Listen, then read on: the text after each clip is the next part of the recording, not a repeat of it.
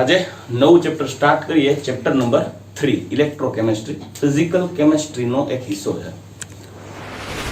શરૂઆતમાં આપણે ગવર્મેન્ટે જે ગુજરાત બોર્ડે ડિલીટેડ કરેલા સિલેબસ છે, જે એનસીઈઆરટી માટે અને એટલે કે સીબીએસઈ અને ગુજરાત બોર્ડ બેય માટે આ ચેપ્ટરના કોમન ટોપિક જ ડિલીટ કરેલા છે, જેની અંદર વાહકતા, કન્ડક્ટિવિટીના કોન્સેપ્ટ છે, દ્રાવણમાં જોવા મળતી વીજવાહકતા, ધાતુમાં વિદ્યુતીય વાહકતા, વિશિષ્ટ વાહકતા, મોલર વાહકતા, તુલ્ય વાહકતા, આ બધા કોન્સેપ્ટ ડિલીટ કરેલા છે. અને લાસ્ટમાં બેટરીઝ છે, જુદી જુદી પ્રકારની બેટરીઓ અને એમાં થતી પ્રક્રિયાઓ, આ ટોપિક અને ધાતુનું ક્ષારણ આ ડિલીટ કરેલું છે. એટલે આપણે અત્યારે નહીં ભણીએ, પણ લાસ્ટમાં આને રિવાઇઝ જરૂર કરશું, ભણશું ખરા. હવે આ ચેપ્ટર મુખ્યત્વે ફિઝિકલ કેમિસ્ટ્રીમાં કયા મુદ્દાને ધ્યાનમાં લીધેલો છે? સામાન્ય રીતે બે પ્રકારની પ્રક્રિયાઓ શક્ય હોય, બે પ્રકારની, જે પૈકી એક પ્રક્રિયા એવી હોય કે જે આપમેળે થઈ શકતી હોય. તમારે માત્ર બે પ્રક્રિયકોનો સમન્વય કરવાનો, બે પ્રક્રિયકોને ભેગા કરવાના. જો બે પ્રક્રિયકો ભેગા કરો એટલે તમારે બીજી કોઈ પ્રક્રિયા પરિસ્થિતિને પ્રોવાઈડ ન કરવી પડે, એ આપમેળે પ્રક્રિયા થઈ જતી હોય. જ્યારે અમુક પ્રક્રિયાઓ એવી હોય કે જે પ્રક્રિયા આપમેળે ન થતી હોય, પરંતુ આપણે એ પ્રક્રિયા કરવા ઈચ્છતા હોઈએ, તો તમારે એ પ્રક્રિયા કરવી પડે. એના માટે યોગ્ય પ્રક્રિયા પરિસ્થિતિઓનું નિર્માણ કરવું પડે, કેમ કે પ્રક્રિયા આપમેળે થતી નથી. તો વ્યવહારમાં આવી બે પ્રકારની પ્રક્રિયા થાય, કે એક આપમેળે થાય અને એક આપમેળે ન થાય. થર્મોડાયનેમિક્સ ચેપ્ટર 11માના ચેપ્ટરની અંદર આપણે ઉષ્માગતિશાસ્ત્રના બીજા નિયમમાં મુક્ત ઉર્જા વિધેયની વાત આવી હતી. આપમેળે થતી પ્રત્યેક પ્રક્રિયાઓ માટે સાંભળજો, આપમેળે થતી પ્રત્યેક પ્રક્રિયાઓ માટે ડેલ્ટા જી નું મૂલ્ય લેસ ધેન 0 હોય. મતલબ જે કોઈ પ્રક્રિયા માટે મુક્ત ઉર્જા ફેરફાર ડેલ્ટા જી ઋણ મળે તો સમજી લેવાની પ્રક્રિયા આપમેળે થાય. બરાબર? જો પ્રક્રિયા આપમેળે ન થાય તો તેવી પ્રક્રિયાઓ માટે ડેલ્ટા જી ની વેલ્યુ ગ્રેટર ધેન 0 હોય. પણ જો પ્રક્રિયા સંતુલિત, એટલે આપણને એમ થાય કે થતી નથી, પણ પ્રતિવર્તી દિશામાં સંતુલિત હોય. બરાબર? એટલે જેને કહેવાય ડાયનેમિક નેચર, સતત પરંતુ ગતિશીલ, મતલબ સંતુલિત પ્રક્રિયાઓ માટે ડેલ્ટા જી ની વેલ્યુ હોય 0. આપણે શરૂઆતનો મુદ્દો જોશું ગેલ્વેનિક કોષ. આ ગેલ્વેનિક કોષ એક પ્રકારનો વિદ્યુત રાસાયણિક કોષ છે. એટલે આપણે શરૂઆતથી જ પહેલો મુદ્દો એ જોવાનો છે કે ભાઈ વિદ્યુત રાસાયણિક કોષ કેને કહેવાય. તમે પહેલા જ કીધું કે પ્રક્રિયાઓ બે પ્રકારની હોય, એક પ્રક્રિયા આપમેળે થતી હોય, બીજી પ્રક્રિયા આપમેળે ન થતી હોય. તો સામાન્ય રીતે કોઈ એક પ્રક્રિયા ધારી લઈએ કે જે આપમેળે થાય છે. ફોર એક્ઝામ્પલ, આપણે રેડોક્સ ચેપ્ટરમાં જોઈ ગયા કે સક્રિય ધાતુના સળિયાને ઓછી સક્રિય ધાતુના દ્રાવણમાં ડુબાડવામાં આવે તો કોમ્પિટિટિવ ઇલેક્ટ્રોન ટ્રાન્સફર મેથડને આધારે રેડોક્સ પ્રક્રિયા થાય. દાખલા તરીકે આપણી પાસે કોઈ એક પ્રક્રિયા પાત્ર છે, ખાસ સમજો, આપણી પાસે એક પ્રક્રિયા પાત્ર છે જેની અંદર હું ભરી દઉં છું કોપર સલ્ફેટનું દ્રાવણ. શું ભરી દઉં? CuSO4. આ એક્વિયસ હોય, જલીય દ્રાવણ છે, એટલે આપણી પાસે દ્રાવણમાં બે આયનો અવેલેબલ છે, એક છે Cu+2 અને બીજો છે SO4-2. હવે જો આપણે એની અંદર એટલે કે પ્રક્રિયા પાત્રમાં જો ઝીંકનો સળિયો ડુબાડીએ તો ઝીંકની સક્રિયતા કોપર કરતા કેવી છે? વધારે છે. આથી એમ કહી શકાય કે સક્રિય ધાતુના સળિયાને ઓછી સક્રિય ધાતુના દ્રાવણમાં ડુબાડી દીધું. તો શું થશે દીકરાઓ? તો ઝીંકનો સળિયો કોપર કરતા વધુ સક્રિય હોવાથી ઝીંકના સળિયામાંથી કોઈ એક Zn છે, Zn+2 માં કન્વર્ટ થશે, બે ઇલેક્ટ્રોન રિલીઝ થાય દ્રાવણમાં. એટલે અહીંયા ઝીંક છે એમાં પ્રક્રિયા થશે Zn solid, it gives Zn+2 electron aqueous. મતલબ દ્રાવણમાં હવે Zn+2 એક્વિયસ આયન બનશે અને એક બનશે બે ઇલેક્ટ્રોન. દ્રાવણમાં ઓલરેડી અવેલેબલ છે કોણ? Cu+2 અને SO4-2. દ્રાવણમાં બીજું કોણ આવી ગયું? Zn+2 2 electron. તો અહીંયા ઝીંકનું શું થયું? ઓક્સિડેશન. તો આ ઓક્સિડેશન અર્ધ પ્રક્રિયા થઈ. હવે આ જે બે ઇલેક્ટ્રોન મુક્ત થયા, આ બે ઇલેક્ટ્રોન દ્રાવણમાં મુક્ત ન રહેતા બીજા કોઈ આયન સાથે જોડાવા પ્રયત્ન કરે, તો આ બેમાં જે ધાતુ સક્રિય હોય, સક્રિયતા ધાતુની લાક્ષણિકતા ઇલેક્ટ્રોન ગુમાવવાની હોય. આપણી પાસે અત્યારે દ્રાવણમાં ધાતુના આયન છે. સક્રિય ધાતુની લાક્ષણિકતા ઇલેક્ટ્રોન ગુમાવવાની હોય. કમ્પેરેટિવલી ઓછો સક્રિય ધાતુ હોય એની પણ ઇલેક્ટ્રોન ગુમાવવાની જ વૃત્તિ હોય, પણ વધુ સક્રિય કરતા ઓછા સક્રિય ધાતુના આયન સરળતાથી ઇલેક્ટ્રોન લઈ લેશે. કેમ કે જે ધાતુ વધારે ઝડપથી ઇલેક્ટ્રોન ગુમાવે એ ઓછા ઝડપથી ઇલેક્ટ્રોન મેળવે. જે ધાતુ સરળતાથી ઇલેક્ટ્રોન નથી ગુમાવતો એનો મતલબ સરળતાથી એનો આયન ઇલેક્ટ્રોન સ્વીકારી શકે. તો Zn+2 અને Cu+2 માં જે Cu+2 ની સક્રિયતા ઓછી છે એટલે કેની સાથે જોડાશે? Cu+2 બે ઇલેક્ટ્રોનનો સ્વીકાર કરશે. એક્વિયસ બે ઇલેક્ટ્રોન લઈ અને શું બનાવે છે? Cu solid. આ પ્રક્રિયા કઈ થઈ ગઈ? રિડક્શન અર્ધ પ્રક્રિયા. બંને પ્રક્રિયાનો સરવાળો કરીએ તો Zn solid plus Cu+2 aqueous, it gives Zn+2 aqueous plus Cu solid. આ ઓવરઓલ પ્રક્રિયા થઈ ગઈ રેડોક્સ. તો આપણે આ રેડોક્સ પ્રક્રિયા કરવા માટે કોઈ પ્રક્રિયામાં તાપમાન નથી આપ્યું, દબાણ નથી આપ્યું, કે વિદ્યુત પ્રવાહ પસાર નથી કર્યો. આપણે તો ખાલી શું કર્યું છે? ઝીંકના સળિયાને કોપર સલ્ફેટના દ્રાવણના સંપર્કમાં લઈ આવ્યા, બાકી તો એને એનું કામ ચાલુ કર્યું. તો એનો મતલબ આ પ્રક્રિયા થઈ એ આપમેળે થઈ. એટલે આપમેળે થઈ એટલે દ્રાવણમાં ઇલેક્ટ્રોનનું ટ્રાન્સફોર્મેશન થયું. હવે દ્રાવણમાં કોપરની સાંદ્રતા શું થશે? કોપર આયનની સાંદ્રતા ઘટતી જાય અને કોપરનો સળિયા ઉપર કોણ જમા થતું જાય? ઝીંકના સળિયા ઉપર કોણ જમા થતું જાય? કોપર. દ્રાવણમાં છે Cu+2 રિડક્શન પામી કોપર સ્વરૂપે, તટસ્થ પરમાણુ સ્વરૂપે ઝીંકના સળિયા ઉપર જમા થતો જશે. એટલે ધીમે ધીમે આના ઉપર રેડ કલરનું કોટિંગ થઈ જશે, બરાબર કે નહીં? અને કોટિંગ કેનું હોય? કોપર. અને દ્રાવણના કોપર સલ્ફેટનો રંગ જે વાદળી રંગ હોય આછો થતો જાય અને ઈ કોપર સલ્ફેટ કેમાં રૂપાંતરણ પામતું જાય? ઝિંક સલ્ફેટમાં. ઝિંક સલ્ફેટ બને. ઓકે, તો હવે વાત એવી છે, આ પ્રક્રિયા આપમેળે થાય ત્યારે ઇલેક્ટ્રોનનું ટ્રાન્સફોર્મેશન થયું. ઝિંકમાંથી ઇલેક્ટ્રોન છે એ દ્રાવણમાં આવ્યો, એ દ્રાવણમાં રહેલો ઇલેક્ટ્રોન છે એ કોપરે લઈ લીધો. હવે ઇલેક્ટ્રોનના મૂવમેન્ટને કારણે આપણે જાણીએ છીએ કે ઇલેક્ટ્રિક કરંટ જનરેટ થાય. તો એનો મતલબ આપણે એવું વિચારીએ કે સર આ તો દ્રાવણમાં ઇલેક્ટ્રોન આમ ગયું પછી આમ ગયું, આમાં ઇલેક્ટ્રિક કરંટ ઉત્પન્ન થયો હશે, ઇલેક્ટ્રોનની અદલા બદલી થઈ કે ત્યાં લેમ્પ અંદર દ્રાવણમાં ડૂબાડી દે ત્યાં ચાલુ થઈ જાય. એવું ના થાય, કેમ કે ઇલેક્ટ્રોન કે આખા દ્રાવણમાં આટો દઈને પછી કોપર આયર્ન નો જોઈન થાય. જેવો ઇલેક્ટ્રોન રિલીઝ થાય કે તરત જ કોપર સ્વીકારી લેશે. પણ આ પ્રક્રિયા તો આપમેળે થઈ. આ પ્રક્રિયાની કંઈક મુક્ત ઉર્જા હશે, આ પ્રક્રિયાની કંઈક ઉર્જા હશે, પણ એ ઉર્જા વેસ્ટ જાય છે. એ પ્રક્રિયા આપમેળે થઈ જાય છે, પણ આ ઇલેક્ટ્રોનનું ટ્રાન્સફોર્મેશન, આ પ્રક્રિયાની મુક્ત ઉર્જાનો જો સદુપયોગ કરી અને બીજી એનર્જીમાં કન્વર્ટ કરવું હોય તો વૈજ્ઞાનિક એવું છે કે ભાઈ ઇલેક્ટ્રોનનું ટ્રાન્સફોર્મેશન તો આની અંદર થાય છે. જો ઇલેક્ટ્રોન બાહ્ય પરિપથમાં આંટો મારે, અંદર નહીં બહાર, તો બાહ્ય પરિપથમાં ઇલેક્ટ્રોન આંટો મારશે તો ઇલેક્ટ્રોનના ટ્રાન્સફોર્મેશનને કારણે એમાંથી ઇલેક્ટ્રિસિટી જનરેટ કરી શકાય. મતલબ કે આ એની રાસાયણિક જે આપમેળે થવાની લાક્ષણિકતા છે એનો આપણે લાભ લઈ શકીએ. જેને કહેવાય ને કે વ્યક્તિઓની આવડતનો લાભ લેવો હોય તો એની જે આવડત છે એને એ ફિલ્ડમાં નાખી દેવાનો, એટલે એ તમારું એ ફિલ્ડ ડેવલપ કરી દે આવડત પ્રમાણે. તો આ રાસાયણિક પ્રક્રિયા આપમેળે થાય છે. તો આપમેળે થતી પ્રક્રિયામાં જે ઇલેક્ટ્રોન ટ્રાન્સફોર્મેશન છે બાહ્ય પરિપથ ઉપર જો થાય તો કામ થઈ જાય, કેમ કે એનાથી ઇલેક્ટ્રિક કરંટ જનરેટ થાય. તો રાસાયણિક ઉર્જાનું રૂપાંતરણ શેમાં કરી શકાય? તો એના માટે વૈજ્ઞાનિકોએ એક સેલની રચના કરી. એ સેલને કહેવામાં, સેલ એટલે કોષ, જેને આપણે કહેવાય બેટરી, એ સેલને કહેવાય વિદ્યુત રાસાયણિક કોષ. શું કહેવાય?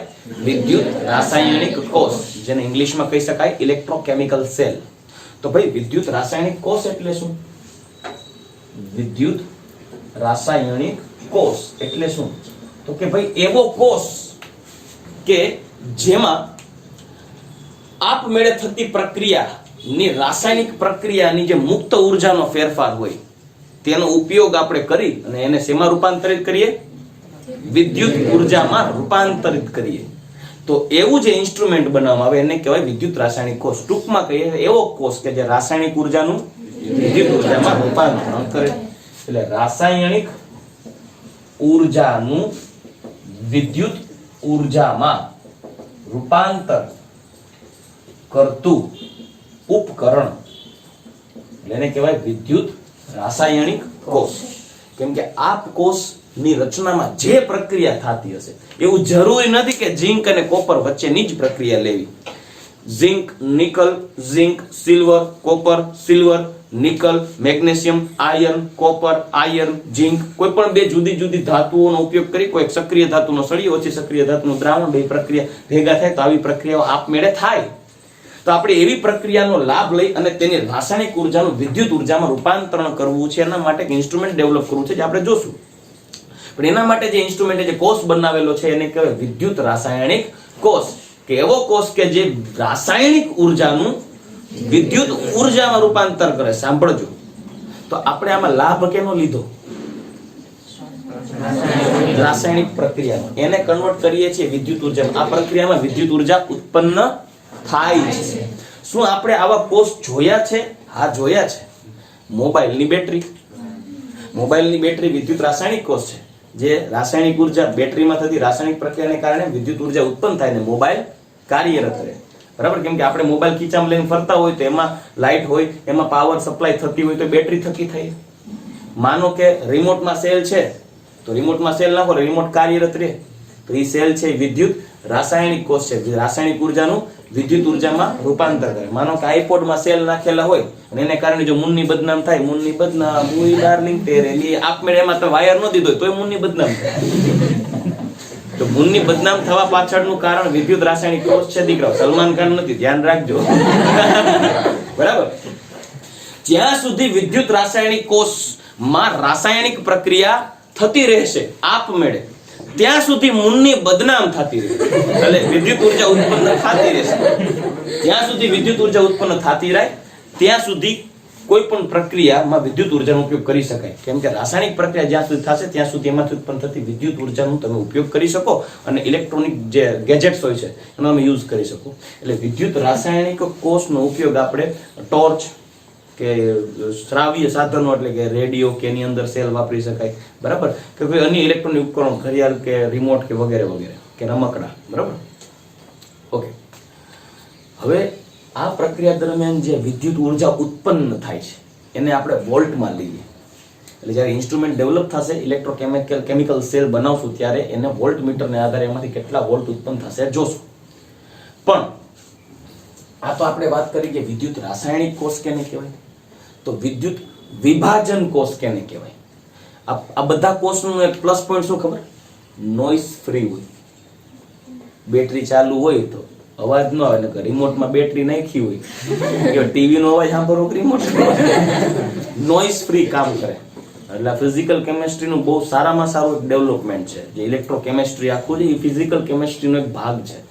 અને ઇલેક્ટ્રોકેમિસ્ટ્રીમાં એવી પ્રક્રિયાઓ કે જે આપમેળે થાય છે એનો ઉપયોગ કરીને વિદ્યુત ઉર્જા બનાવી નાખીએ અને એ વિદ્યુત ઉર્જાનો ઉપયોગ કરીને જે પ્રક્રિયા નથી થતી એનો ઉપયોગ કરી લીધો. દાખલા તરીકે હું એમ કહી દઉં, ભાઈ આપણે હોલ હેરાઉટ પદ્ધતિ કરવી છે, એલ્યુમિનિયમને શુદ્ધ સ્વરૂપે નિષ્કર્ષિત કરવું છે, બહાર કાઢવું છે. તો એલ્યુમિનાનો સળિયો એલ્યુમિનાનું દ્રાવણ રાખી અને એ દ્રાવણમાં ખાલી ગ્રેફાઇટ ડુબાડી અને ઓટોમેટિક શું એની અંદરથી એલ્યુમિનિયમ મંડે બહાર નીકળવા. એને ગ્રેફાઇટનો સળિયો ઓડાડો તો એલ્યુમિનિયમ કે હાલો હાલો કરસન કાળો આવી ગયો, ચોટી ગયો. ગ્રેફાઇટનો સળિયો કાળો હોય ને તો શું એલ્યુમિનિયમ આપમેળે નીકળે? નહીં. શું કામ? એને કેમ કે હોલ હેરાઉલ્ટ પદ્ધતિમાં Al2O3 માંથી એલ્યુમિનિયમ અને ઓક્સિજન દૂર કરવા માટે જે પ્રક્રિયાની મુક્ત ઉર્જા હશે ને ડેલ્ટા G ગ્રેટર ધેન 0. અશુદ્ધ કોપર માંથી શુદ્ધ કોપર જોતું હોય, બરાબર? તમે છઠ્ઠા ચેપ્ટરમાં ભણી ગયા. તો એના માટે કોપરનું શુદ્ધિકરણ કરવું પડે. તો અશુદ્ધ કોપરનું દ્રાવણ હોય, તમે એમાં માનો કે ગ્રેફાઇટનો વિદ્યુત ધ્રુવ ડુબાડો તો શું એમાંથી શુદ્ધ કોપર આપમેળે છૂટું પડે? નહીં. આપમેળે એટલે નથી થતું. કોપરનું અશુદ્ધ કોપરનું શુદ્ધિકરણ આપમેળે નથી થતું. એલ્યુમિના દ્વારા જે એલ્યુમિનિયમમાંથી એલ્યુમિનિયમ, શુદ્ધ એલ્યુમિનિયમ આપમેળે બહાર નીકળતો નથી. કેમ કે એવી પ્રક્રિયાઓ આપમેળે એટલે નથી થતી કારણ કે એ પ્રક્રિયાઓ માટે ડેલ્ટા G ની વેલ્યુ 0 છે. તો શું જિંદગીમાં એલ્યુમિનિયમ નહીં મેળવી શકાય? જિંદગીમાં શું કોપર શુદ્ધ સ્વરૂપે નહીં મેળવી શકાય? મેળવી શકાય ને. મળે ત્યારે મળે કે જ્યારે એ પ્રક્રિયા માટે ડેલ્ટા G ની વેલ્યુ લેસ ધેન પણ સર નેચરલી તો એની પ્રક્રિયા માટે ડેલ્ટા જી ની વેલ્યુ તો ગ્રેટર ધેન 0 છે. સમજાઈ ગયું? ડેલ્ટા જી નું આના માટેનું સૂત્ર છે ડેલ્ટા જી 0 -NFE0 સેલ. અહીંયા કોસ પોટેન્શિયલ, ઇલેક્ટ્રોનનો ફેરફાર, આ ફેરાડે કોન્સ્ટન્ટ આ ચેપ્ટરમાં આગળ આવશે. આ પ્રક્રિયા દરમિયાન તમે વિચારો તો આ પ્રક્રિયા માટે મતલબ આપમેળે ન થતી હોય તેવી પ્રક્રિયા માટે ડેલ્ટા જી ની વેલ્યુ કેવી છે? પોઝિટિવ. જેમ કે હોલ હેરાલ્ડ પદ્ધતિ માટે ડેલ્ટા જી ની વેલ્યુ પોઝિટિવ છે, એટલે એલ્યુમિનિયમ આપમેળે શુદ્ધિકરણ પામતો નથી. Al2O3 માંથી એલ્યુમિનિયમ આપમેળે બહાર નીકળતો નથી. સાહેબ આપણે કાઢવું તો તારે કાઢવો હોય તો એના માટે ડેલ્ટા જી ની વેલ્યુ જ્યારે ડેલ્ટા જી ગ્રેટર ધેન 0 માંથી ડેલ્ટા જી એનો લેસ ધેન 0 થશે તો એલ્યુમિનિયમ મળશે નીકળવા. પણ સર ડેલ્ટા જી ની વેલ્યુ ઈ હોલ હેરાલ્ડ પદ્ધતિ માટે ગ્રેટર ધેન 0 છે. તો એનું કારણ શું હશે ખબર? તમે જુઓ, આની વેલ્યુ ગ્રેટર ધેન 0 શા માટે આવી? સૂત્રમાં તો માઈનસ છે. તો બની શકે કે એનો જે E0 સેલ છે ને ઈ માઈનસ માં આવતો હોય, એટલે માઈનસ માઈનસ એટલે ડેલ્ટા જી ગ્રેટર ધેન 0 થઈ ગયું. તો એનો મતલબ ડેલ્ટા, માની લો કે અહીંયા ડેલ્ટા E0 સેલ ની વેલ્યુ -x છે, માની લઈએ તો માઈનસ માઈનસ પ્લસ થાય. તો આપણે એક કામ કરીએ, આ E0 સેલ -x છે ને, આ એક્ચ્યુઅલી પોટેન્શિયલ છે, ઊર્જા. આને બદલે આપણે આટલી જ વેલ્યુ કે આનાથી સેજ વધારે લાઈક x.1 સમજાઈ ગયું એટલી 12 થી એડ કરીએ તો એનર્જી સમજાઈ ગયું. 12 થી એક્સ્ટ્રા એનર્જી એડ કરીએ તો આ +x -x બેલેન્સ કરશે. 0.1 એટલે સેજ એનર્જી એક્સ્ટ્રા બહારથી વિદ્યુત ઊર્જા વધારાની નાખી, 12 થી વિદ્યુત ઊર્જા બહારથી નાખી એટલે ઓવરઓલ આ બેલેન્સ થતા 0.1 પ્લસ થઈ જશે. તો ત્યારે ડેલ્ટા જી માઈનસ થઈ જશે ને. તો હવે ગાડું ચાલુ થાય. તો એવું કરવા માટે તમારે આવી પ્રક્રિયા કે જેના માટે ડેલ્ટા જી ગ્રેટર ધેન 0 હતો, જે આપમેળે નથી થતી, એવી પ્રક્રિયા કરવી હોય તો તમારે એક પ્રક્રિયા માટે બહારથી વિદ્યુત ઊર્જા, હા બધી પ્રક્રિયા માટે એક હરખી વિદ્યુત ઊર્જા ન વાપરવી પડતી હોય, ક્યાંક વધારે વાપરવી પડતી હોય, ક્યાંક પણ બહારથી વિદ્યુત ઊર્જા આપશો તો એ પ્રક્રિયા એક સમયે શક્ય બનશે. યોગ્ય ક્વોન્ટિટી પાસ કરો જરૂર હોય એટલું, એટલે વિદ્યુત ઊર્જાને કારણે પ્રક્રિયા થશે. પણ આપમેળે તો નહોતી થતી, તમારે કરવી પડી. અને એના માટે તમારે કેનો ઉપયોગ કરવો પડ્યો? તો અહીંયા પ્રક્રિયા ચાલુ થઈ ત્યારે તમે શેમાં રૂપાંતર કર્યું? વિદ્યુત ઊર્જાનું. એના માટે જે કોષ બનાવવો પડે એને કહેવાય વિદ્યુત વિભાજન કોષ.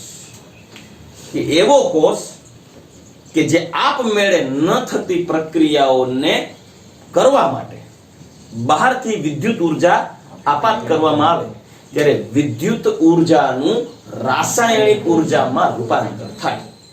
તો વિદ્યુત રાસાયણિક કોષ પછી વિદ્યુત વિભાજન કોષ આપણે ભણશું. અને એ વિદ્યુત વિભાજન કોષ કેને કહેવાય? એટલે આને કહેવાય ઇલેક્ટ્રોલિટિક સેલ અને આને કહેવાય ઇલેક્ટ્રોકેમિકલ સેલ. તમે ધોરણ 10 માં ઇલેક્ટ્રોલિટિક સેલ ભણતા, હોલ હેરાલ્ડ પદ્ધતિનું 10 માં આવતું, 12 માં છઠ્ઠા ચેપ્ટરમાં આવ્યું છે. એમાં કોપરનું શુદ્ધિકરણ ને બધું જોઈ ગયા, તો એમાં ઇલેક્ટ્રોલિટિક સેલ આવતો. ઇલેક્ટ્રોકેમિકલ સેલ તો ઇલેક્ટ્રોકેમિસ્ટ્રીમાં જ આવશે. એટલે અત્યારે આપણે ઇલેક્ટ્રોકેમિકલ સેલ બોલ્યા. હવે વિદ્યુત વિભાજન કોષ એટલે કે એવું ઉપકરણ કે જે વિદ્યુત ઊર્જાનું રાસાયણિક ઊર્જામાં રૂપાંતરણ કરતું ઉપકરણ. રેડી? આનો ફાયદો શું થાય? જો બે પ્રક્રિયાઓ થઈ શકે. ઓલી થતી હતી એમાંથી વિદ્યુત ઊર્જા લઈ લીધી, આપમેળે થતી હતી, અને એ વિદ્યુત ઊર્જાનો ઉપયોગ જે નહોતી થતી એને કરી શકીએ, બહારથી એપ્લાય કરીએ. એટલે એને કારણે ઘણા રાસાયણિક પદાર્થો પણ તમે ઘણા ખરા રાસાયણિક પદાર્થોનું આ ઇલેક્ટ્રોકેમિસ્ટ્રીનો ઉપયોગ કરી અને રચના કરી શકો. દાખલા તરીકે ક્લોરીન વાયુ, ફ્લોરીન વાયુ, NaOH, કોસ્ટિક સોડા, બરાબર? આ બધા જે સંયોજનોનું તમે નિર્માણ કરી શકો ઇલેક્ટ્રોલિસિસની પ્રોસેસથી. આ ઉપરાંત અશુદ્ધ ધાતુને શુદ્ધ ધાતુમાં રૂપાંતરણ કરી શકાય, પ્યોરિફિકેશન. હોલ હેરાલ્ડ જેવી પદ્ધતિ દ્વારા એલ્યુમિનિયમનું નિષ્કર્ષણ કરી શકાય. મતલબ ઘણા ખરા રાસાયણિક સંયોજનોનું તમે શું કરી શકશો? નિષ્કર્ષણ કરી શકશો. કેના દ્વારા? વિદ્યુત રાસાયણિક કે વિદ્યુત વિભાજન કોષોનો ઉપયોગ કરી. એટલે ટૂંકમાં કહીએ તો ઇલેક્ટ્રોકેમિસ્ટ્રીનો ઉપયોગ કરીએ. ઇલેક્ટ્રોપ્લેટિંગની ઘટના, ઇલેક્ટ્રોપ્લેટિંગ થાય ને એ વિદ્યુત રાસાયણિક કોષની ઘટનાઓ છે. બરાબર? ખબર હોય તો ઓલું પિત્તળના જે વસ્તુ એના ઉપર કોટિંગ કરવું હોય, અથવા તો તાંબાના ઘરેણા ઉપર સોનાનું કોટિંગ કરવું હોય, જેને આપણે ગ્રામના દાગીના કહેવાય. 5000 માં નેકલેસ આવી જાય તોડી નાખે એવો હાર તમને એમ થાય કે સાચો છે પણ હોય ઉપર સોનાનું કોટિંગ કરેલું છે તો કાંઈ વાંધો નહીં, આપણે દુનિયાને તો સોનાનું જ લાગશે ને, કોટિંગ કરેલા કોટેડ હોય તો એ આખી જે પ્રોસેસ છે એ ઇલેક્ટ્રો કેમિસ્ટ્રીને જ આધીન છે, જે ઇલેક્ટ્રોકેમિકલ સેલથી થાય. એટલે બે પ્રકારના આપણે કોષ જોવાના છે આ ચેપ્ટરમાં, એક ઇલેક્ટ્રોકેમિકલ સેલ, એક ઇલેક્ટ્રોલિટિક સેલ. ઇલેક્ટ્રોકેમિકલ સેલ એટલે કે જે રાસાયણિક ઉર્જાને વિદ્યુત ઉર્જામાં રૂપાંતર કરે, અને ઇલેક્ટ્રોલિટિક સેલ એટલે કે જે વિદ્યુત ઉર્જાને રાસાયણિક ઉર્જામાં રૂપાંતર કરે. તો ચાલો આપણે સૌથી પહેલા શરૂઆત કરીએ વિદ્યુત રાસાયણિક કોષ. તો આપણે શું કરશું એના માટે આ જ સિસ્ટમ લઈએ, ઝિંક કોપરનું દ્રાવણ, પણ આપણે કંઈક એવું પરિપથ સેટ કરીએ કે જેથી કરી આ ઇલેક્ટ્રોન દ્રાવણમાં અંદર જોઈન્ટ થવાને બદલે બહારથી સર્ક્યુલેટ થઈ અને ઇલેક્ટ્રિક કરંટ ડેવલપ કરે. રેડી? ચાલો આગળ વધીએ. ચાલો હવે વિદ્યુત રાસાયણિક કોષની રચના કરીએ. તો એ રચનાની અંદર સૌથી પહેલા માની લો કે હું એક પાત્ર લઉં છું, ખાસ ધ્યાનથી જોજો, સ્ટેપ બાય સ્ટેપ સમજીએ. અને આની અંદર આપણે વજન કરેલો ઝિંકનો સળિયો ડુબાડીએ, વજન કરેલો ઝિંક રોડ, વજન કરેલો. કેમ કે આ પ્રોસેસ દરમિયાન શું થાય છે, કેના સળિયામાં વજનમાં ઘટાડો થાય, કેમાં વધારો થાય, ખ્યાલ આવે. અને એની અંદર આપણે દ્રાવણ ડુબાડી દઈએ, ઝિંક દ્રાવણ રાખી દેશું આપણે ઝિંક સલ્ફેટ, એટલે ઝિંક યુક્ત દ્રાવણ ZnSO4 આમાં ભરી દઉં છું. તમને એમ થાય શું આ પ્રક્રિયા થાય? નો થાય. શું કામ? એનો ઝિંકનો સળિયો ઝિંકનું દ્રાવણ ના જ થાય. હા, ઝિંકનો સળિયો કોપરના દ્રાવણમાં ડુબાડ્યો તો થાય. જે સક્રિય ધાતુ છે એને ઓછી સક્રિય ધાતુના દ્રાવણમાં નાખો તો ડૂબે, તો પ્રક્રિયા થાય. ઝિંકના સળિયાને ઝિંકના દ્રાવણમાં નાખતા પ્રક્રિયા થશે નહીં. ઓકે, તો સ્ટેબલ એક રચના થઈ. આપણે આખો કોષ બનાવવો પડશે. આ જે આટલી સિસ્ટમ બની ને આ પ્રણાલી, એને કહેવાય અર્ધકોષ. આપણે આગળ જોશું થિયરી કે અર્ધકોષ કેને કહેવાય, પણ આને અર્ધકોષ કહેવાય. વિદ્યુત વિભાજ્યના દ્રાવણમાં તેને અનુવર્તી વિદ્યુત ધ્રુવ ડુબાડી અને આખી એક પ્રણાલી ઊભી કરવામાં આવે. સામે બીજો એક અર્ધકોષ બનાવીએ. આની અંદર આપણે કોપર સલ્ફેટનું દ્રાવણ ભરી દઈએ, કોપર સલ્ફેટ CuSO4. ચાલો કોપર સલ્ફેટનું દ્રાવણમાં ભરી દઈએ અને આમાં આપણે સળિયો ડુબાડશું કોપરનો, Cu નો વેઇટ કરેલો સળિયો ડુબાડી દઈએ, Cu સોલિડ. હવે એક કોપરનો સળિયો અને એક ઝિંકનો સળિયો એક પાત્ર. આ પાત્ર પણ હજી કાર્યરત થશે કેમ કોપરનો સળિયો કોપરમાં ડુબાડ્યો. હવે જો તમારે ઝિંક કેવો છે કે એને કોપરનું દ્રાવણ દેખાય એટલે હંખ નહીં ભરે, તરત પ્રક્રિયા કરવા પ્રયત્ન કરે. એ કોપર સલ્ફેટના દ્રાવણના કોન્ટેક્ટમાં આવવો જોઈએ. કોણ? ઝિંક. એટલે તરત એ પોતે ઇલેક્ટ્રોનને રિલીઝ કરી દેશે. તો એના માટે ઝિંક સક્રિય છે પણ એને કોપર સલ્ફેટના દ્રાવણના સંપર્કમાં તો લઈ આવો. તો ઝિંક પૂછે ભાઈ મને કોપરના દ્રાવણ ડુબાડો, ઝિંકને ડુબાડ્યો છે ZnSO4 ના દ્રાવણમાં. હવે એને કોપરના સંપર્કમાં લઈ આવવો હોય તો સંપર્ક માટે તમારે એક વાહક તાર જોઈએ ને, વાહક તાર, અવાહક નહીં વાહક. આપણે કામ કરીએ ને વાયર થ્રુ જોઈન્ટ કરીએ. ઓકે, તો અહીંયા વાયર થ્રુ જોઈન્ટ કરું, આ વાહક તાર લો અને અહીંયા હું એક લેમ્પ ગોઠવી દઉં. બરાબર, અમે લેમ્પ ગોઠવી દીધો માની લો. વાહક તાર થ્રુ અને જોઈન્ટ કરીને અહીંયા આપણે એક કી રાખી દઈએ, જેને આપણે કળ, તમે ફિઝિક્સમાં કળ, સ્વિચ. સ્વિચ ઓન કરશો એટલે વાયરનું કનેક્શન થઈ જશે. અત્યારે સ્વિચ ઓફ છે એટલે બે અત્યારે કનેક્શન નથી, કનેક્શન કપાઈ ગયેલું છે, બે અર્ધકોષો છે. હવે જેવું તમે આને સ્વિચ ઓન કરશો એટલે ઝિંકનો સળિયો વાહક તાર મારફતે કોપરના સળિયા થ્રુ કોપર સલ્ફેટના દ્રાવણના સંપર્કમાં આવી ગયું. એટલે ત્યારે શું થશે તો કે ત્યારે આ ઝિંકના સળિયામાંથી કોઈ એક જગ્યાએથી ઝિંકનો ઘટક કણ Zn+2 માં રૂપાંતર થઈ જશે, Zn+2 આયન. સમજાય છે? એટલે ત્યારે એ ઇલેક્ટ્રોન વાહકતાર છે ને, ઇલેક્ટ્રોનને વાહકતાર મળે તો એ તો વિદ્યુતનું વહન ચાલુ કરશે. તો અહીંયાથી બે ઇલેક્ટ્રોન રિલીઝ થઈ જશે. ચાલો અહીંયાથી બે ઇલેક્ટ્રોન આગળ જાય છે, આગળ જશે. આ બે ઇલેક્ટ્રોન બે ઇલેક્ટ્રોન બે ઇલેક્ટ્રોન બે ઇલેક્ટ્રોન આગળ આવશે. બરાબર,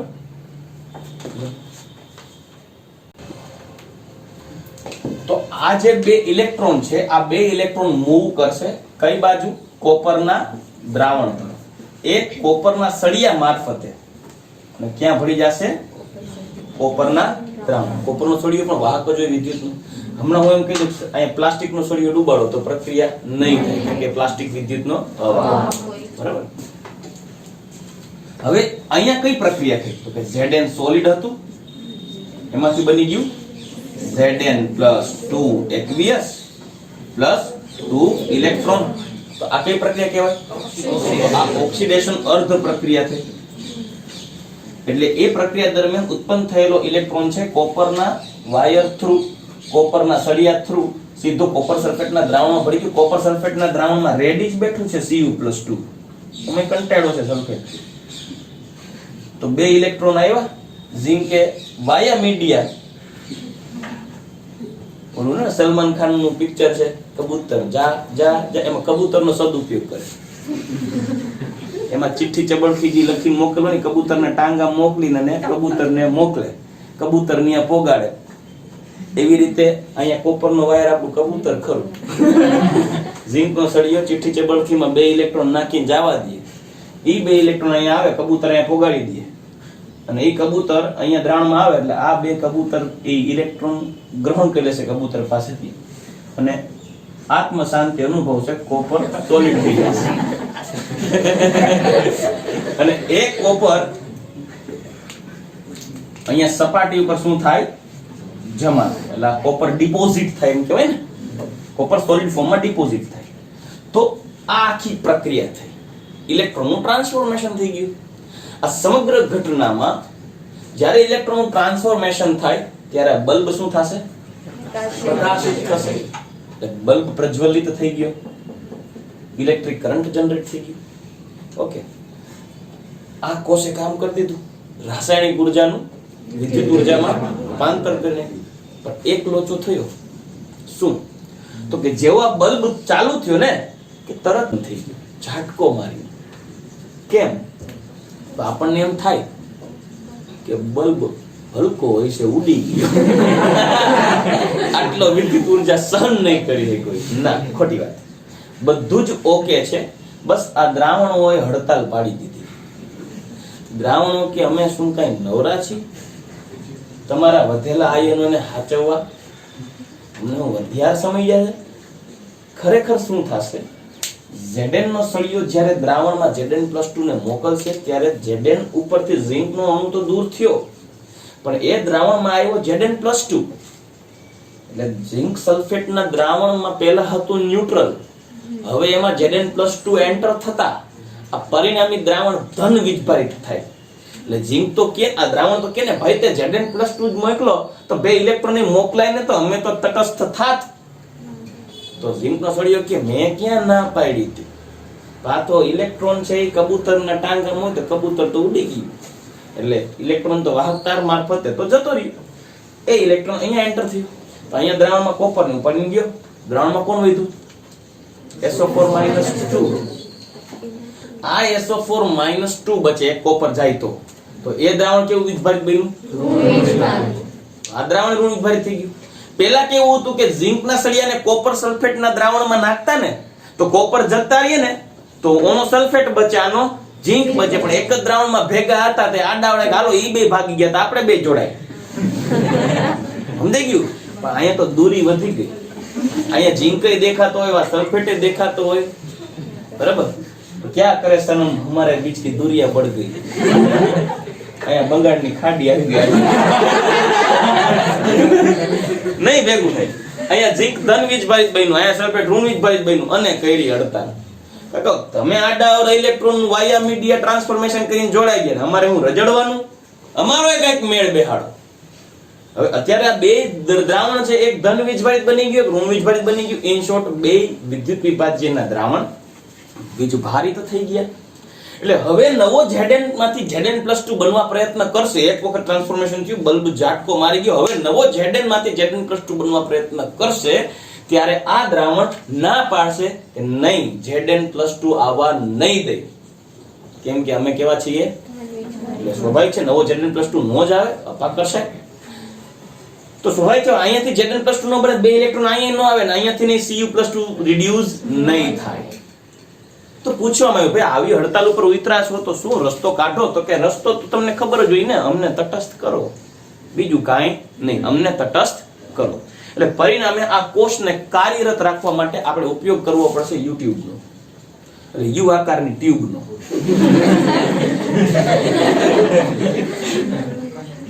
ચાલો, યુ આકારની ટ્યુબ. આના મગજમાં 2000 સબસ્ક્રાઇબર થઈ ગયા, યુટ્યુબ ચડી ગયું એમ કરીને કહી દીધું 2000 સબસ્ક્રાઇબર થઈ ગયા. અહીંયા આપણે કોટન એટલે રૂ, કોટનનું પૂંડું રાખેલું છે ને આની અંદર આપણે એક દ્રાવણ ભરેલું છે, ક્ષાર ભરેલું છે. ક્ષારનું જિલેટિનમાં દ્રાવણ, ક્ષારનું જિલેટિન, જેને અગર કહી શકાય, જિલેટિનમાં દ્રાવણ એટલે થીક, થોડું થીક બને, બરાબર. જિલેટિનમાં આ ક્ષાર કયો હોય? તો કે ક્ષાર હોઈ શકે NH4NO3 એટલે કે એમોનિયમ નાઇટ્રેટ, ઓર KNO3 પોટેશિયમ નાઇટ્રેટ, ઓર KCl પોટેશિયમ ક્લોરાઇડ. કોઈ પણ તમે ક્ષાર ભરી શકો. આ ક્ષારયુક્ત દ્રાવણ ઉપાડી અને બંગાળની ખાડી ઉપર પુલ બાંધવાનો છે. સમજાઈ ગયું?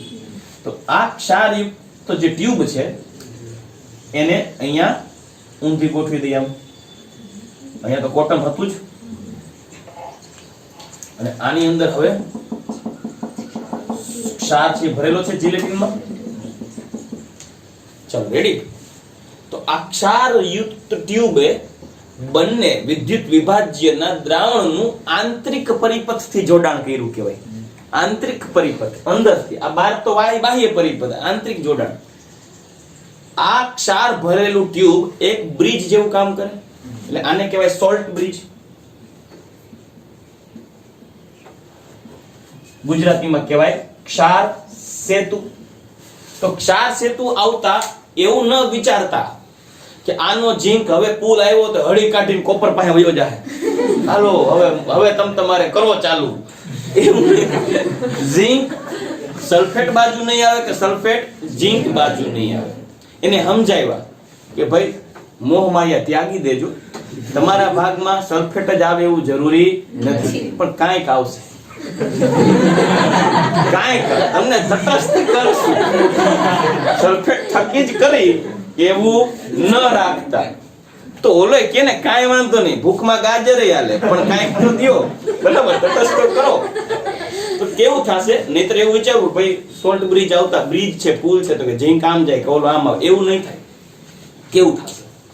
આ દ્રાવણમાં જે નેગેટિવ ચાર્જ છે, લાઈક દાખલા તરીકે આપણે આની અંદર NH4OH ભર્યો છે, માની લઈએ. શું ભર્યો છે?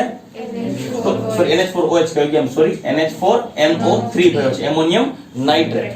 તો આ જે Zn+2 ના દ્રાવણમાં, ZnSO4 ના દ્રાવણમાં જેવો Zn+2 બને ને કે તરત જ સોલ્ટ બ્રિજમાંથી NO3 માઈનસ વહન પામી અને આ દ્રાવણમાં આવશે, એટલે આને શું કરશે? ન્યુટ્રલાઇઝ કરશે ઝિંક નાઇટ્રેટ ફોર્મમાં. જેવો અહીંયા સલ્ફેટ બનશે કે તરત જ અહીંયાથી આ દ્રાવણમાં કોણ આવશે? NH4 પ્લસ દ્રાવણમાં એન્ટર થશે, એટલે આના સલ્ફેટને એમોનિયમ સલ્ફેટ ફોર્મમાં ન્યુટ્રલાઇઝ કરશે, એટલે દ્રાવણ કેવા થઈ જશે? હવે તમારે હાકો. એટલે હવે શું થશે? વળી પાછું અહીંયાથી પાછું ઝિંક બની જાય. ઝિંક જેવો દ્રાવણમાં આવે એટલે એમોનિયમ આયને ન્યુટ્રલાઇઝ કરી દેશે ક્ષાર સેતુ દ્વારા. ઇલેક્ટ્રોન અહીંયા આવશે, એ ઇલેક્ટ્રોન તમને સાહેબ કેદી પલ્લો કાપીને આવે, અને બહુ સ્પીડી હોય ને આખી, જેને કહે સાયમલ્ટેનિયસ પ્રોસેસ, સટાસટી થતું એકી હારે, બે એકી હારે જ થઈ જાય. ઇલેક્ટ્રોન ફાટ દઈને નીચે આવે, અહીંયા જેવો આવશે કે તરત જ કોપર રિડ્યુસ થઈ જાય, સપાટી ઉપર જમા થાય, અને એનો જે સલ્ફેટ બને ન્યુટ્રલાઇઝ કોણ કરે? આનો એમોનિયમ. સતત ક્ષાર સેતુમાંથી ધન આયન, જે જ્યાં ધન વીજભાર છે ત્યાં ક્ષાર સેતુનો નેગેટિવ ચાર્જ, અને જ્યાં ઋણ વીજભાર છે ત્યાં ક્ષાર સેતુનો પોઝિટિવ ચાર્જ શિફ્ટ થશે. બંને દ્રાવણ કેવું થઈ જશે? ન્યુટ્રલાઇઝ. તો ક્ષાર સેતુનું કામ વિદ્યુત રાસાયણિક કોષમાં રહેલા વિદ્યુત વિભાજ્યનું તટસ્થીકરણ કરે છે. તો આનું કાર્ય થયું વિદ્યુત રાસાયણિક કોષમાં રહેલ વિદ્યુત વિભાજ્ય નું તટસ્થીકરણ કરે. શું કરશે? તટસ્થીકરણ કરશે. ચાલો, રેડી? હવે આગળ આ દ્રાવણ તટસ્થ થશે એટલે કોષ કામ કરતો ચાલુ થશે. માની લો કે હવે લેમ્પ ને મૂકો તડકે, હવે લેમ્પ તો થાય છે પણ કેટલા વોલ્ટ ઉત્પન્ન થાય ઈ જોવા માટે આપણે શું ભરીએ અહીંયા વોલ્ટમીટર V. તો આપણે ખબર પડશે ને કેટલા વોલ્ટેજ ઉત્પન્ન થાય છે. રેડી? ધીમે ધીમે આ કોષ કાર્યરત થશે એટલે સમયની સાથે ઝિંકનો સળિયો યસ અને કોપરનો સળિયો મોટો થતો કે વધતો જશે. એટલે કોપરના સળિયાના વજનમાં થતો જશે વધારો અને ઝિંકનો સળિયો ખવાતો જશે એટલે એના વજનમાં થશે ઘટાડો. તો તમને પ્રશ્ન થશે કે સર આ કોષ કામ કરતો બંધ ક્યારે થાય? જ્યાં સુધી આ કોષ કામ કરે છે ઇલેક્ટ્રિક કરંટ જનરેટ થાય છે. માનો કે આના કનેક્શન તમે આઈપોડ માં દીધા છે, બરાબર? તો જ્યાં સુધી આ કોષ કામ કરે છે ત્યાં સુધી મુન્ની બદનામ થયા કરે. મુન્ની બદનામ હુઈ ડાર્લિંગ તેરે લીએ ચાલુ ચાલુ કઈ કે મુન્ની ઝંડુબામય થાય.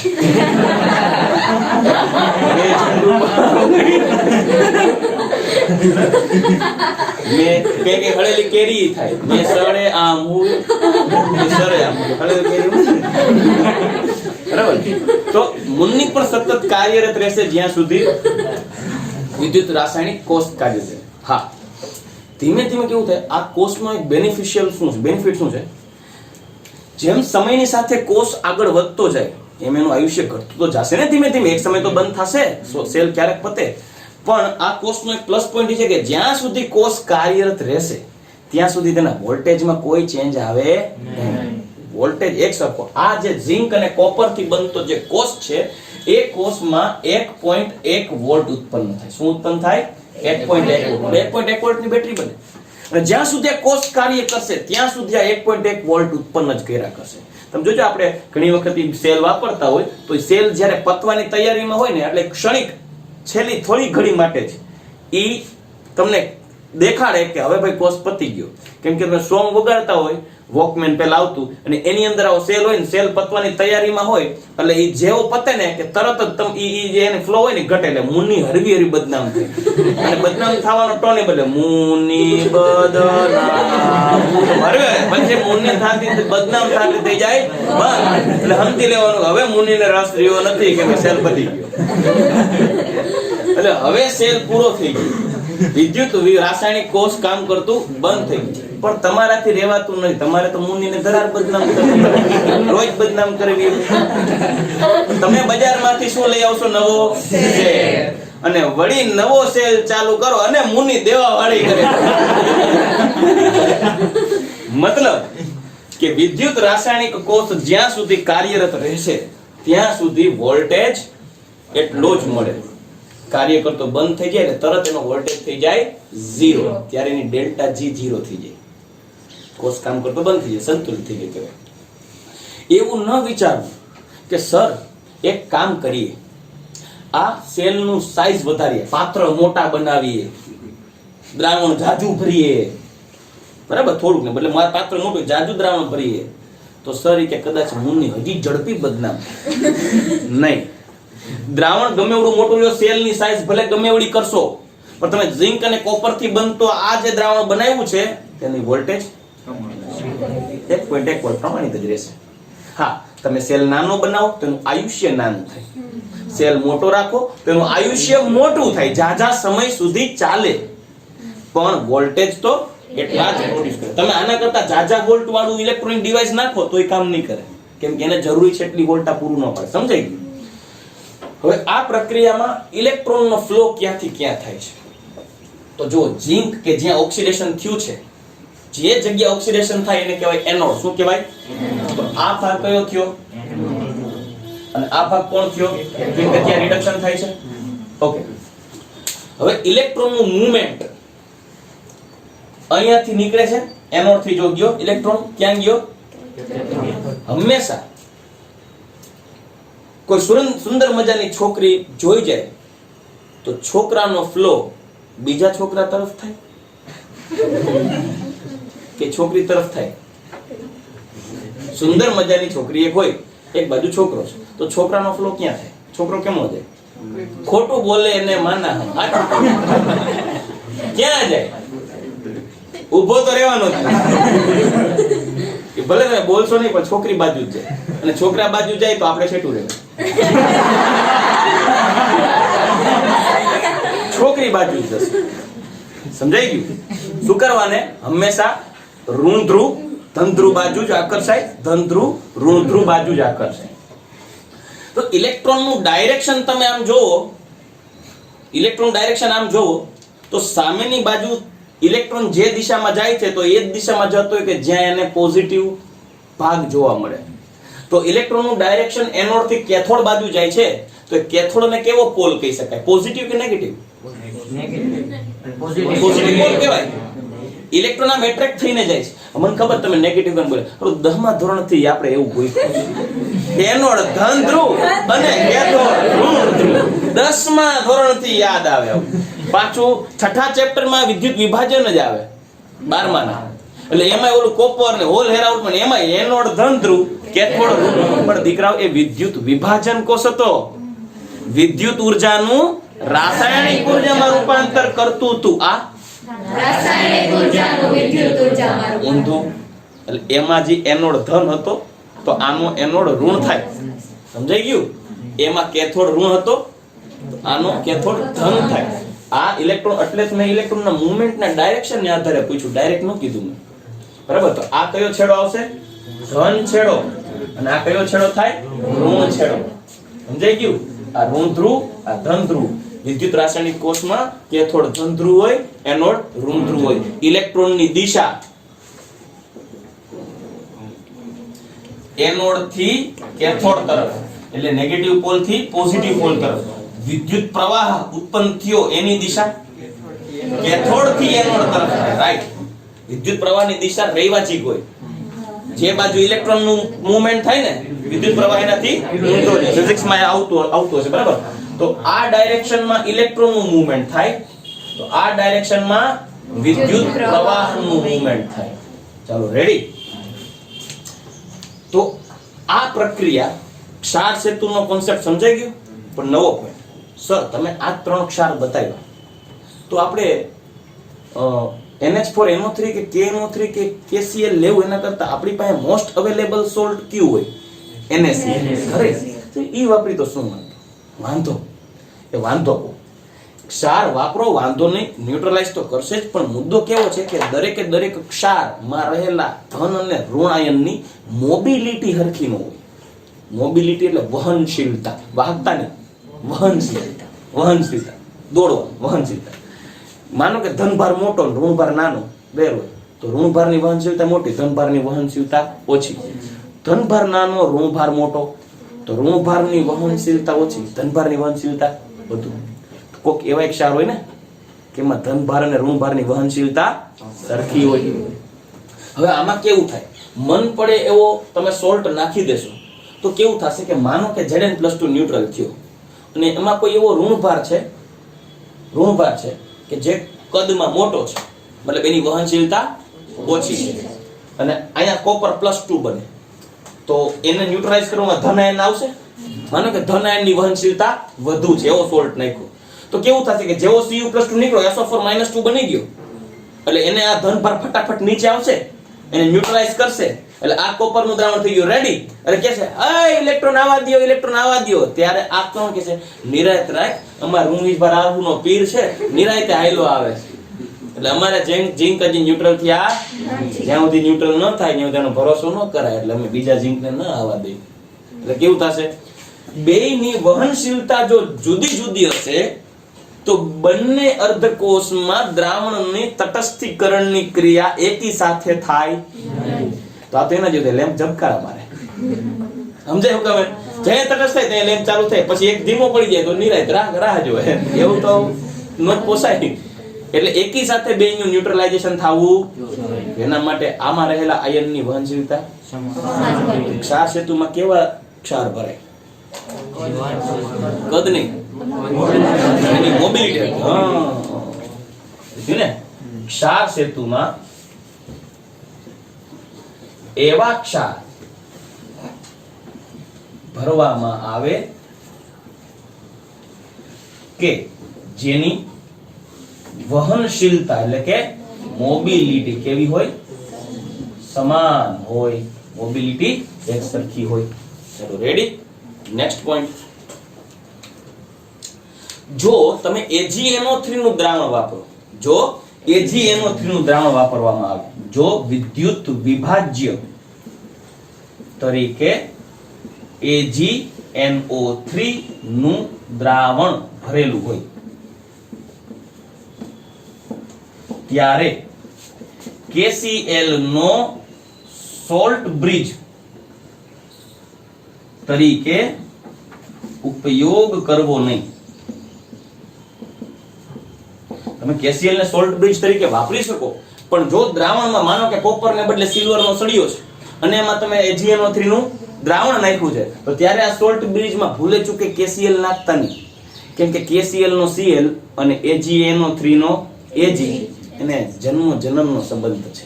એ એકબીજાને જોઈ જાય એટલે ગામ જાય તેલ લેવા તરત જોડાઈ જાય. તો KCl નું કામ સોલ્ટ બ્રિજ નું છે.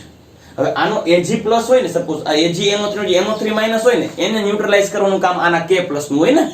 આ તો K પ્લસ KCl હોય ને, KCl ને AgNO3 ખેંચી અને AgCl બનાવે, એટલે આપણું AgNO3 નું દ્રાવણ AgCl ના સફેદ અવક્ષેપ આપી દે, એટલે આ AgNO3 નું દ્રાવણ થાય વેસ્ટ, એટલે સેલ કામ કરતો તરત બંધ થઈ જાય, તો નકામું થાય ને. એટલે AgNO3 નું દ્રાવણ ભરેલું હોય ત્યારે KCl નો સોલ્ટ બ્રિજ તરીકે ઉપયોગ કરવાનો નહીં, કારણ કે AgNO3 KCl સાથે પ્રક્રિયા કરી શું બનાવે? AgCl બનાવે. બરાબર? Ag પ્લસ અને Cl માઈનસ, AgCl ના સફેદ અવક્ષેપ આપે, એના કારણે કોષ કામ કરતો બંધ થઈ જાય. તો દીકરાઓ, અત્યારે જે આપણે આ પોઈન્ટ ભણ્યા, એ આપણે પોઈન્ટ ભણતા હતા ગેલ્વેનિક કોષ. કેને શું કહેવાય ને? ગેલ્વેનિક. ખાસ ધ્યાન દો, આ જે કોષ છે ગેલ્વેનિક કોષ એટલે વિદ્યુત રાસાયણિક કોષ, એ ગેલ્વેનિક કોષ છે. આવા ગેલ્વેનિક કોષ ડેનિયલ કોષ હોઈ શકે, બરાબર? ડેનિયલ કોષ હોય છે. ડેનિયલ કોષ ને ગેલ્વેનિક કોષમાં ફરક શું? એવું જરૂરી નથી કે તમે અહીંયા ઝીંકનો સળિયો રાખો અને અહીંયા કોપરનો સળિયો રાખો. એવું કરો, માનો કે અહીંયા ઝીંકનો સળિયો રાખ્યો છે અને અહીંયા સિલ્વરનો સળિયો રાખ્યો છે અને સિલ્વરનું દ્રાવણ રાખ્યું છે, તોય કોષ કામ કરશે. એ પ્રક્રિયા દરમિયાન 1.56 વોલ્ટ બને. કેટલા વોલ્ટની બેટરી બને? 1.56 વોલ્ટ. એટલે આ વોલ્ટ બને 1.56 વોલ્ટ. જો અહીંયા તમે સિલ્વરનો સળિયો, સિલ્વર નાઇટ્રેટનું દ્રાવણ રાખો તોય કોષ કામ કરે. કેટલા વોલ્ટની બેટરી બને? સમજાય કે ને? કેથોડ કોણ એનોડ કોણ? જે ઓછો સક્રિય હોય શું બનશે? કેથોડ. વધુ સક્રિય હોય એનોડ. એનોડ હોય ઋણ ધ્રુવ, કેથોડ હોય ધન ધ્રુવ. ઇલેક્ટ્રોનની દિશા એનોડ થી કેથોડ, વિદ્યુત પ્રવાહની દિશા કેથોડ થી એનોડ. એટલે આમાં ઇલેક્ટ્રોનની દિશા ઝિંક થી કોપર, વિદ્યુત પ્રવાહની દિશા કોપર થી ઝિંક. પણ તમે કોપરને બદલે ઝિંક વાપરો તો બેટરી વિદ્યુત રાસાયણિક તોય બનશે, ખાલી વોલ્ટેજ બદલી જશે. તમને એમ થાય સર કોપર નહીં, આપણે સિલ્વર નહીં, આપણે બીજી કોઈ ધાતુ વાપરીએ, તો અહીંયા બીજી કોઈ ધાતુ વાપરી શકો તો કંઈક નવી બેટરી બને. ઝિંક ને બદલે અહીંયા Fe લઈ લો અને અહીંયા કોપર લઈ લો તો નવી કંઈક બેટરી બને. કોઈ એક જગ્યાએ નિકલ લઈ લો, કોઈ એક જગ્યાએ સિલ્વર લઈ લો તો નવી બેટરી બને. ટૂંકમાં તમે જુદા જુદા ધાતુઓના વિદ્યુત ધ્રુવો બનાવી એના દ્રાવણ બનાવી આખો કોષ બની ગયો. અહીંયા ખાલી આ સર્કિટ કાઢ નાખો અને આ ક્ષાર સેતુ કાઢ નાખો, એટલે આ બે કટકા થઈ ગયા, તો આ અર્ધ કોષ થાય, આ અર્ધ કોષ થાય. અર્ધ કોષનું જોડાણ કરવામાં બાહ્ય પરિપથ વાયર થ્રુ પૂરું પડે અને આંતરિક પરિપથ સોલ્ટ બ્રિજ દ્વારા. પણ જે આખી પ્રોસેસ થઈ ગઈ, બરાબર? આ ઘટનામાં તમે કોઈ પણ વિદ્યુત ધ્રુવ, કોઈ પણ ધાતુના વિદ્યુત ધ્રુવ અર્ધ કોષ બનાવી અને તમે આખો વિદ્યુત રાસાયણિક કોષ બનાવી શકો, એને કહેવાય ગેલ્વેનિક કોષ.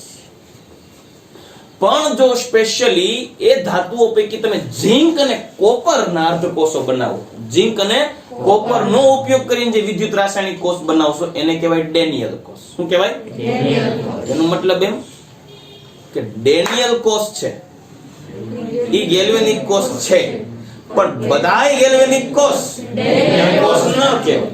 11 ના આગલા વર્ષે ગુજકેટમાં છોકરા હલવાઈ ગયા. નીચેના પૈકી યોગ્ય વિધાન પસંદ કરો આપેલ પ્રક્રિયા માટે. પ્રક્રિયા આ હતી રેડોક્સ અર્થ. આ બે અર્ધ પ્રક્રિયાઓને આપણે જોડીએ તો કઈ પ્રક્રિયા થાય? Zn solid plus Cu plus 2. સમજે કે નહીં? aqueous, it gives Zn plus 2 aqueous plus Cu solid. તો તમે આપેલ પ્રક્રિયા માટે યોગ્ય વિકલ્પ પસંદ કરો. તો આ પ્રક્રિયાનો